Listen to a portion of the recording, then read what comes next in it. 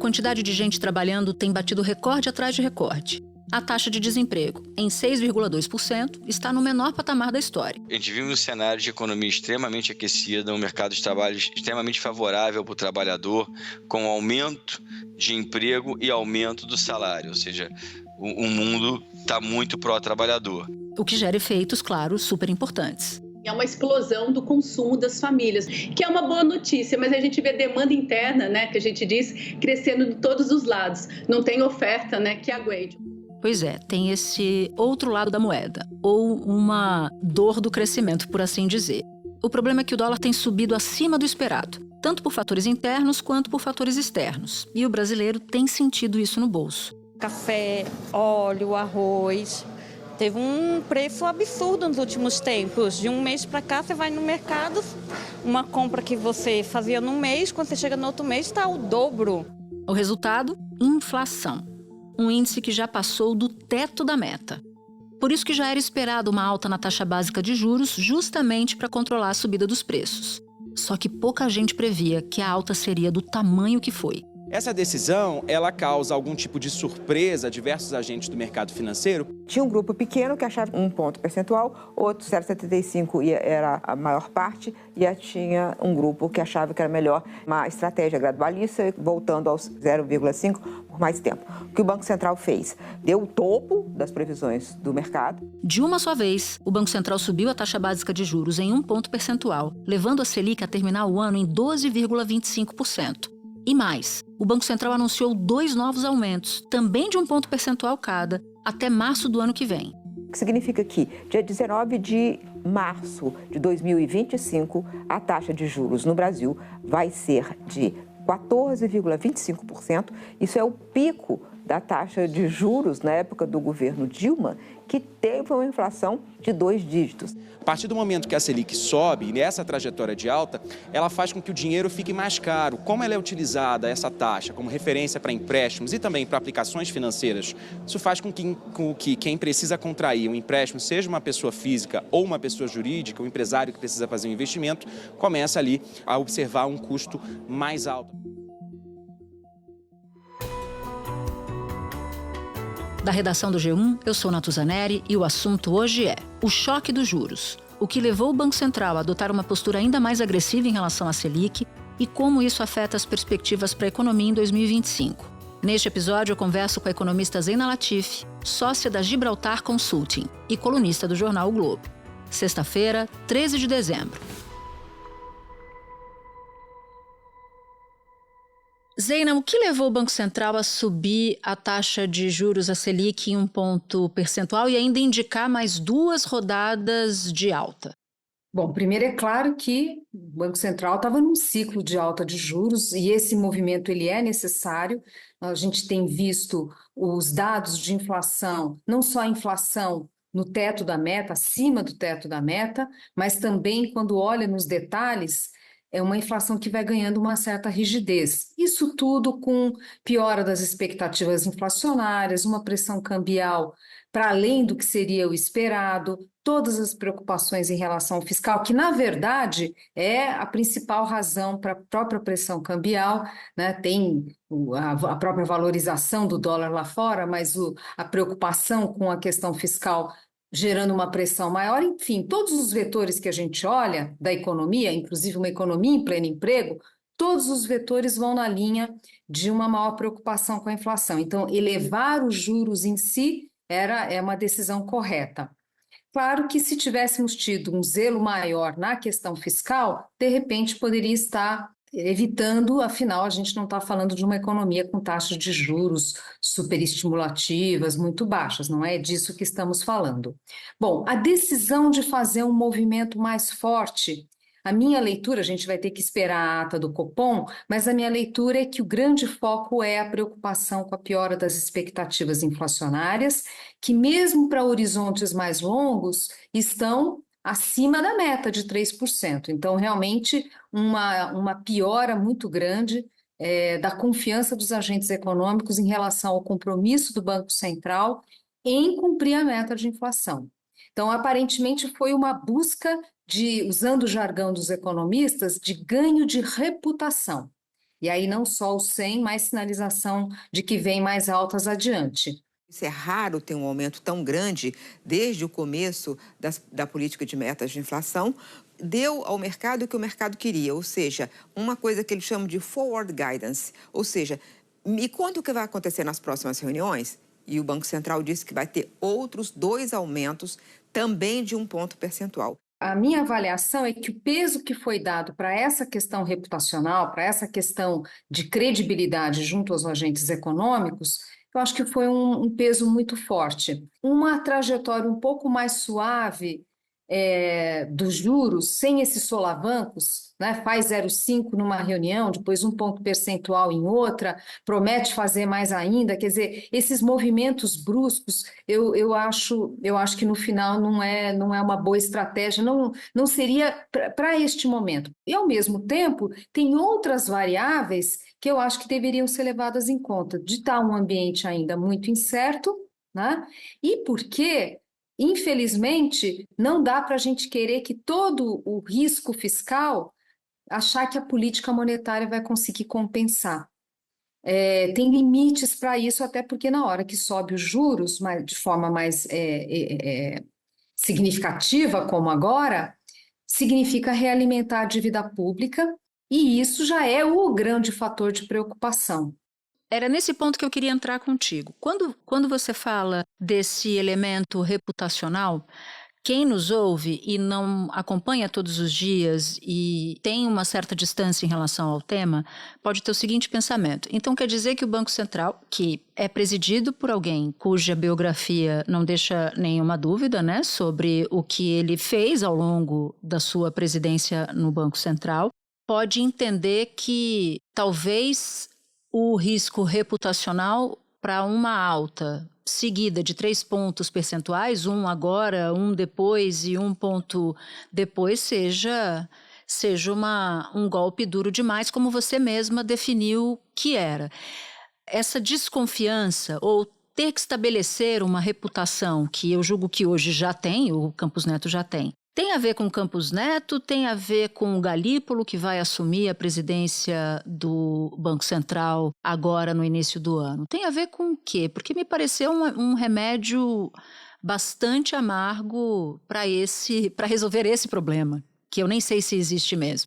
É claro que uma parte a gente pode dizer que é para o Banco Central, quem quer que esteja sentado ali, porque a gente teve uma informação que é nova, que é uma percepção de aumento do risco fiscal. Essa é a percepção do mercado, correto ou não, mas essa é a percepção. O Copom está dizendo que reduziram-se as incertezas. Até agora o Copom vinha devagar, porque dizia, olha, tem muita coisa incerta, o que vai ser a política fiscal do governo Lula, nessa segunda parte do governo Lula, o que vai acontecer lá fora na eleição americana, temos dados de atividade, todas essas informações saíram, vieram mais negativas do que se esperava. E aí, esse Banco Central é sério mesmo? Ele vai, mesmo assim, perseguir a meta? A gente está tendo pressão na demanda, numa economia que está em pleno emprego, e tem também uma preocupação com a dinâmica da dívida que bate na confiança dos investidores e bate no câmbio. Esse Banco Central está para valer mesmo? Ele vai reagir a isso? Mas é claro que o fato de ter a transição para um próximo presidente, indicado pelo presidente Lula, que no passado criticou a meta de inflação, falando que era baixa demais, então o cálculo que é feito é, se o presidente Lula indicou o Galípolo, gosta, elogia, então provavelmente eles pensam da mesma forma. Então, no fundo, é uma dúvida do quanto o Galípolo está comprometido com a meta de inflação. Gabriel Galípolo senta na presidência do Copom, do Banco Central, já com o roteiro traçado. Parece lógico, numa dedução de como é que é o arcabouço de uma política monetária, que para uma economia que se revela mais dinâmica do que esperava, mais apertada do que esperava, com o mercado de trabalho com desemprego na mínima da série histórica, né? Somado a uma moeda doméstica mais desvalorizada, que isso demande uma política monetária mais contracionista, juros mais altos por mais tempo. Então, o ponto de ter as projeções do Boletim Focus para horizonte mais longo em 3,5%, né? E nem tão longo em 3,6% e mais curto ainda, mais alto ainda, quer dizer, o ponto é, a gente não vê em nenhum momento a crença de que o BC vai entregar a inflação em 3%. E esse padrão era o padrão do passado. A gente via muitas vezes inflação gerando piora das projeções de curto prazo, que é normal, mas a gente olhava sempre na frente e falava, não, a crença é que lá na frente, depois de alguns anos, a inflação volta para a meta. Então, isso não está acontecendo. Então, no fundo, é uma desconfiança em relação ao galípolo. E aí o meu ponto, mas esse choque de juros é, de fato, algo no balanço aqui do custo-benefício? Será que vale a pena um choque nesse contexto fiscal? E considerando que essa construção é uma construção lenta, a construção da credibilidade, ela é lenta, então eu tendo a achar, né, que a perseverança, que fizesse o ponto 75 e deixando, enfim, dúvidas em relação ao caminho a seguir, eu acho que teria sido mais adequado. E um ponto, Natuza, a gente está falando de expectativas, a gente está falando da questão fiscal, que é a lição de casa que precisa ser feito, mas a gente está falando também de um país que começa agora a melhorar, né? Tem ali uma tendência positiva, ainda que com muitos solavancos, uma tendência de aumento do investimento, que é o fator essencial para lá na frente gerar capacidade produtiva e ajudar, inclusive, a manter o ritmo de crescimento sem uma economia aí em pleno emprego. E é justamente o investimento que sofre mais. Então, o dilema do Banco Central neste momento é muito forte. E também dá tempo da política reagir e tentar ampliar esse pacote fiscal e garantir a aprovação, porque hoje a preocupação é a aprovação. Agora, eu queria fazer uma ponderação em relação a essa questão fiscal. O governo Lula, na hora que propõe esse pacote, ainda que tardiamente, ainda que tenha decepcionado, ele é uma sinalização importante. Não é que houve uma dobrar a aposta, não teve isso, dobrar a aposta que a gente via, por exemplo, no governo Dilma, né? A gente está falando de um governo que compreendeu que arcabouço fiscal só fica de pé se tiver contenção do crescimento das despesas obrigatórias, entendeu isso, colocou isso na pauta política, adotou uma estratégia gradualista no sentido de que, olha, reconhecendo que simplesmente cortar uma despesa num programa, uma política pública no Brasil, que era muito o discurso do próprio Paulo Guedes, né? Vou cortar, isso é politicamente impossível no Brasil. Você pode sim ir ajustando, e enxugando, e diminuindo. E é isso que o governo está propondo. Olha, eu não vou acabar com o BPC, mas eu preciso calibrar, até porque não é nem só uma questão de recursos, mas também porque a política está mal calibrada.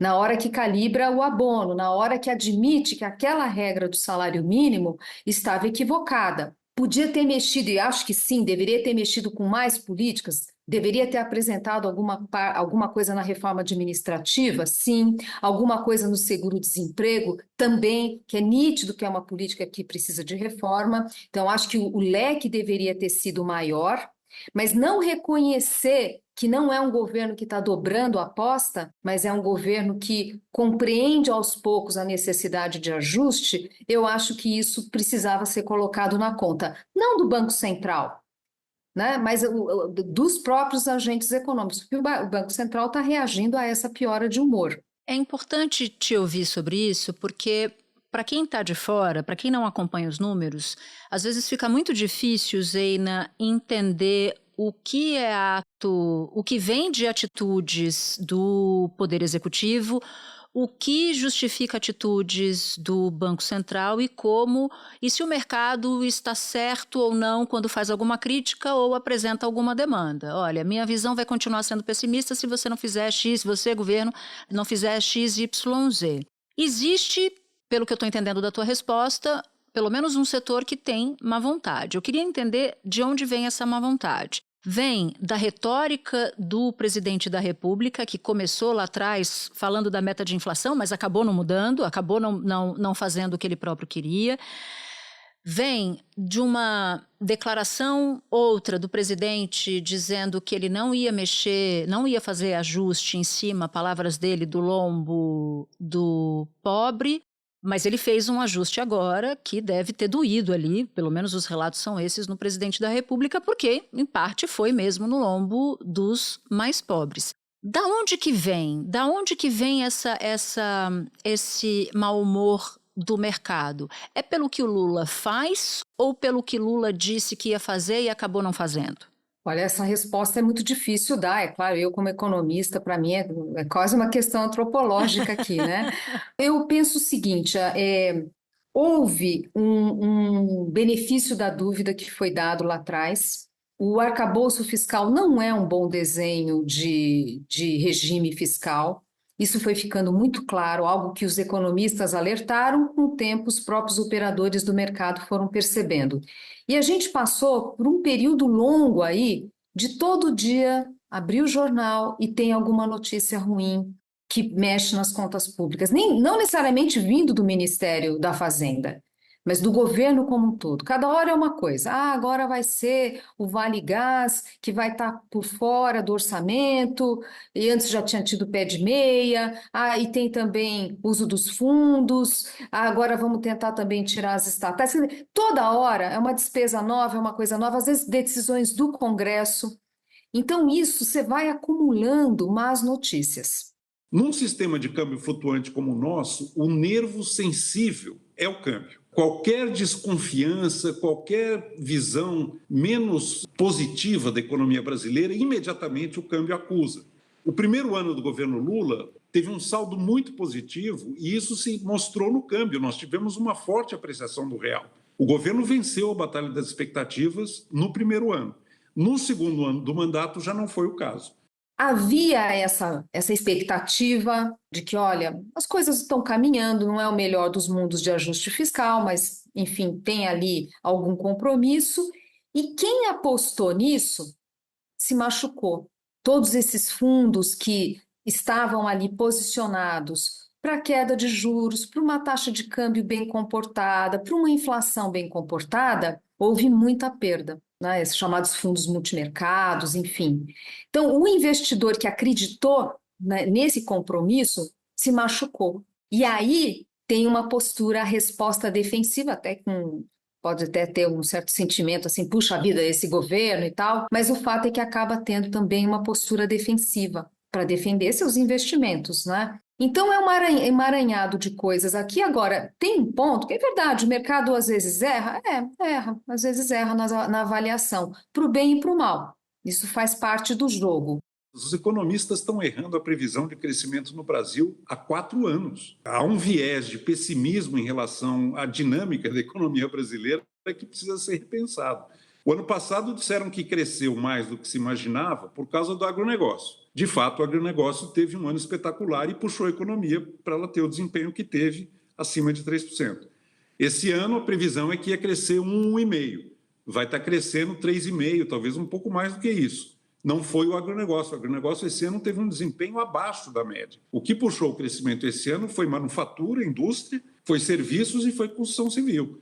O meu ponto é que, dado que o mercado está tão sensível e a gente vê essa piora das expectativas se cristalizando tanto, isso exige um cuidado muito maior na comunicação do governo, na coerência das ações, porque aquilo que era para ser uma coisa boa, que é o pacote fiscal, acabou sendo notícia ruim. Quem vê pensa que anunciou mais gastos, né? E não o contrário. Você está falando do anúncio do imposto de renda junto com o pacote fiscal, né? Não, isso piorou tudo. O timing desse imposto de renda realmente foi porque havia uma expectativa muito grande, né, sobre o pacote de contenção de despesas. E antes mesmo de saber exatamente o que ia estar lá, o governo já foi vazando ali essa ideia de ajustar a tabela do imposto de renda e no dia seguinte, né, a compensação com a taxação entre aspas, né, mais ricos. Aí foi realmente um erro muito grande ter feito isso, do ponto de vista do impacto na economia, lembrando que a gente já está falando de várias frentes aí de mexer, né, de alterações em carga tributária, isso gera muitas incertezas. E no caso dessa medida para compensar a correção da tabela, mexe em ativos, mexe na rentabilidade de investimentos, né, no fim do dia. Então, realmente foi querer mexer em muito tema de uma vez só, uma pena, colocou o bode na sala, né? Então, mesmo que não seja para já, na cabeça dos investidores, dos analistas, dos agentes econômicos, é assim, olha, tem uma medida que ela é inadequada, não era momento de discutir isso. A própria isenção para quem ganha 5 mil e depois aquela na margem até 7,5, não é tecnicamente uma decisão sábia, né? Porque nós não estamos falando dos mais pobres aqui. A compensação também nesse momento. Então, assim, realmente não era para tocar nesse assunto tão cedo. Primeiro é garantir que o arcabouço fica de pé. Ficou de pé? Dá para pensar em outras coisas? Aí sim, mas essa garantia do arcabouço ficar de pé era essencial. E lembrar que quando o governo divulgou os números para cada item ali que se espera, entre aspas, uma economia, né, porque não é corte de despesas, mas é apenas uma diferença em relação ao que estaria projetado em condições normais, sem reforma, né, não é que está cortando despesa, mas quando a gente olha ali aqueles 72 bi em 2025 e 2026, ele não parece crível. Como a grande preocupação é com a questão fiscal e a alta dos juros realimenta a dinâmica da dívida, então é a preocupação da potência da política monetária e se enfraquecendo, que no limite, lá no limite, é aquela patologia que os economistas chamam de dominância fiscal. Você vai perdendo potência da política monetária, que o Banco Central sobe os juros para conter o dólar, por exemplo, para conter as expectativas. Mas aí, ao realimentar o crescimento da dívida pública, esse mecanismo ele sai machucado. Quer dizer, essas engrenagens acabam sendo contraproducentes no limite. Não estou falando que a gente está nessa situação, mas eu não tenho dúvida que nós estamos falando de um quadro que a dívida pública crescente, piorando o perfil dela, quer dizer, com menor participação da dívida pré-fixada, uma dívida mais de curto prazo, o perfil da dívida também machucado por causa da questão fiscal, a política monetária perde ainda mais a sua eficácia. Os setores que são mais afetados são aqueles sensíveis a crédito. Mercado imobiliário, construção civil, bens de maior valor agregado, que normalmente são comprados a prazo, com financiamento. O efeito macroeconômico é que esfria a economia, é que a economia desacelera. Por outro lado, a economia brasileira está dando sinais de que ela está talvez excessivamente aquecida, né? Nós estamos vendo uma pressão de demanda em muitas áreas e ainda um nível de investimento baixo. Outro efeito de juros é inibir investimento, que depende também de financiamento, o custo do capital fica mais caro. Espera um pouquinho que eu já volto para continuar minha conversa com a Zeina.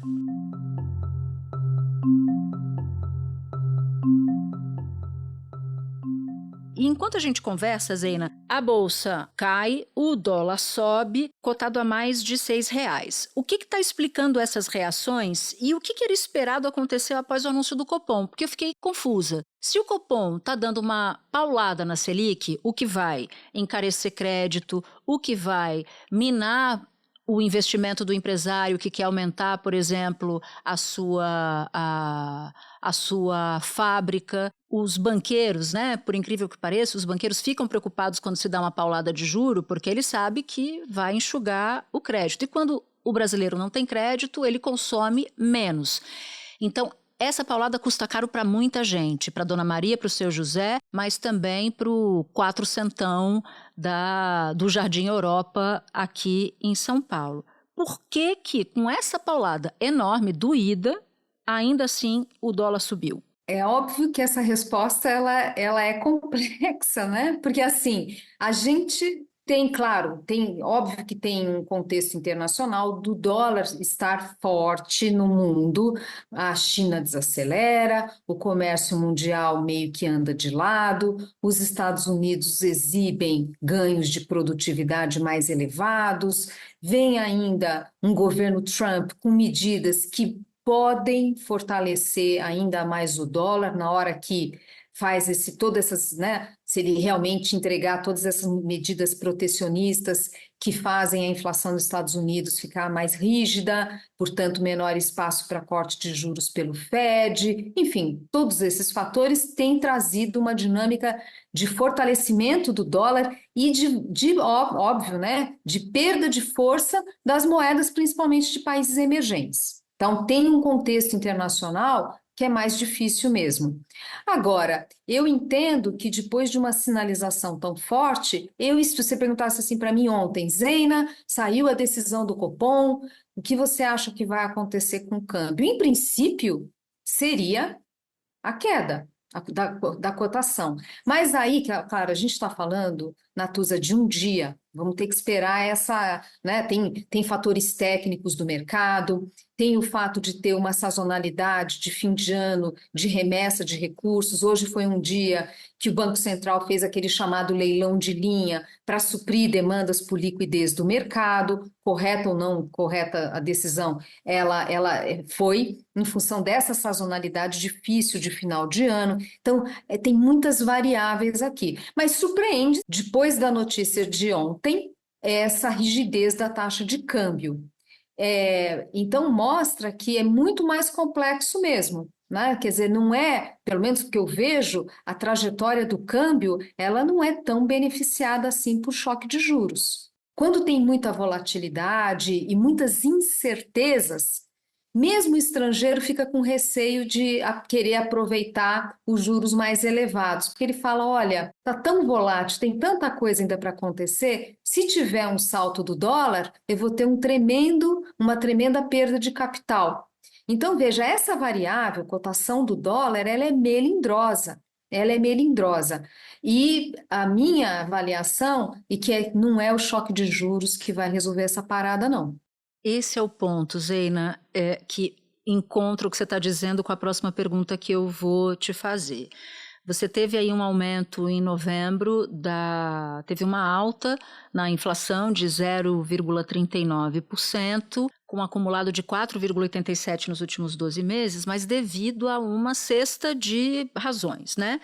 Consumo que está alto, né? Consumo que está bom, na verdade, teve um aumento do consumo nos últimos tempos. O Brasil praticamente num cenário de pleno emprego, massa salarial aumentando, crescimento do PIB vindo além das expectativas. Para quem olha para estes dados, diz o Brasil está super bem. Mas você tem aí um aumento de inflação por causa disso. Tem também o valor do dólar, que você disse que é um problema mundial. Mundial e agravado, claro, aqui no Brasil pela preocupação com o fiscal, sem dúvida. Sim, exatamente. E você tem mudanças climáticas impactando o setor produtivo. De novo, botar o juro nesse patamar vai dar conta de resolver essas causas da inflação? Porque pela tua resposta me parece que não necessariamente, né? Eu acho que é querer muito da política monetária, por isso que nós, economistas, a gente insiste muito para um esforço fiscal maior. E aqui o esforço é, inclusive, na comunicação, mostrar que o governo vai perseverar em buscar medidas de ajuste. Então, quando teve aquele mal-estar todo com o pacote, o ministro da Fazenda ele falou, olha, se precisar eu faço mais. Então, essa perseverança ela é essencial, não pode ser palavra ao vento. Eu não estou fazendo o ajuste porque eu não acredito, porque eu estou fazendo concessão a quem quer que seja. Eu acredito nele, eu defendo ele. Nós não vamos conseguir fazer tudo o que precisa ser feito com uma bala de prata. Então, esse conjunto de medidas, ele não é o grande finale do que nós precisamos fazer. E na lista de preocupações, Natuza, vale falar a questão do mercado de trabalho. A gente tem vários setores da economia com dificuldade para conseguir mão de obra, até o agro. que nem depende tanto assim de mão de obra. A construção civil é o exemplo óbvio, há tempos já que a construção civil está tendo dificuldades, os ajustes salariais bastante elevados, na casa de 8%, 9%, para uma meta de inflação de 3%. Então, o mercado de trabalho apertado acaba também pressionando serviços. Claro que choques localizados, eles acontecem, mas infelizmente, quando a gente olha nos detalhes ali a inflação, tem razão mesmo para preocupação. Por isso que meu ponto assim, sim, tem um ajuste de taxa de juros que precisa ser feito. A discussão é quanto à estratégia, qual a estratégia que seria mais adequada. Aí vem a discussão, o tratamento de choque ou o gradualismo? Eu entendo o argumento do tratamento de choque, mas eu acho mais arriscado. Eu acho que era momento de gradualismo. E aí, Zena, a gente cai para o cenário de 2025, porque eu já estou em 2025. Você, como boa economista, também já está. Depois desse pacote fiscal, que a gente ainda não tem certeza se vai ser aprovado, uma parte dos analistas do mercado passou a desacreditar na capacidade do governo de cumprir a sua agenda fiscal de maneira responsável. A gente já falou bastante disso aqui. Como a queda de braço em torno do fiscal vai impactar as perspectivas para o próximo ano? O que está na cabeça dos analistas de mercado sobre 2025? Não cumprir a meta, ou cumprir do jeito torto, né, com canelada, tirando coisa do orçamento, que pelo menos o ministro da Fazenda disse que o pé de meia, o Vale Gás, ele pretende reinserir. Mas, enfim, não cumprir a meta significa em 2026 ter que fazer ajustes. E aí fica aquela dúvida, bom, mas será que o governo vai topar esses ajustes com a eleição? Né? Aqueles gatilhos previstos no arcabouço? E talvez não. E será que vai ter mudança da meta? Então é o medo de o tempo todo empurrar com a barriga, né, num arcabouço fiscal que foi proposto pelo próprio governo. Mesmo políticas bem desenhadas, se você não tem um ambiente macroeconômico, quer dizer, se você não respeita as restrições orçamentárias, não promove um ambiente macroeconômico estável, a eficácia de qualquer política pública ela é erodida, né? Porque você vai lá, você faz aqui, mas do outro lado, os juros, a inflação, corrói a renda, reduz investimento, empreendedorismo, portanto não vai gerar vagas de trabalho para esses jovens que estão saindo. Então a macro arrumada, ela é pedra fundamental. Ela realmente é uma pedra fundamental e aqui eu acho que o atual governo tem muitos méritos de trazer de novo a discussão da educação, colocar de novo a educação como um fator prioritário depois de tanto tempo de descaso, mas na questão macroeconômica a derrapagem é relevante, é grande, sabe? Com o mau humor ou não dos mercados. Zena, muito bom conversar com você. Eu ficaria aqui mais meia hora, mas a minha equipe me mataria. Que eles já estão aqui dizendo, olha o tempo do episódio. Então, infelizmente, eu vou ter que encerrar, mas já fica aqui o meu convite para você voltar. É um prazer. Obrigada. Obrigada mesmo.